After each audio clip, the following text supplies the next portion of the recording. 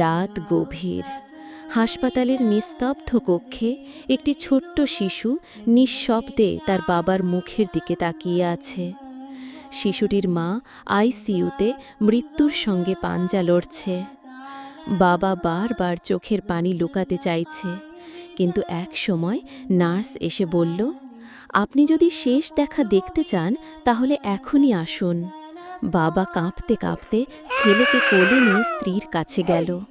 স্ত্রী আধ চোখে তাকাল, ঠোঁটে হালকা হাসি। সে ফিসফিস করে বলল, আমার ছেলেটাকে আমার গালে একবার চুমু দিতে বলো। বাবা শিশুটির ছোট্ট ঠোঁট স্ত্রীর গালে ছুঁইয়ে দিল। স্ত্রীর চোখ বেয়ে অশ্রু গড়িয়ে পড়ল, আর সঙ্গে সঙ্গেই তার নিঃশ্বাস থেমে গেল। একটি শেষ চুমু, মায়ের শেষ অনুভব আর সন্তানের প্রতি অশেষ ভালোবাসা। বাবা শিশুকে বুকে চেপে ধরে কাঁদতে লাগল। তুমি তো শুধু একটি চুমো চেয়েছিলে, আমি কেন সময় দেইনি আরও আগে, যখন তুমি চাইতে? প্রকরণ: ভালোবাসা কখনো কালক্ষেপণের জন্য নয়। যারা আমাদের সবচেয়ে বেশি ভালোবাসে তারা চিরকাল পাশে থাকে না। স্ত্রী, মা, বাবা, সন্তান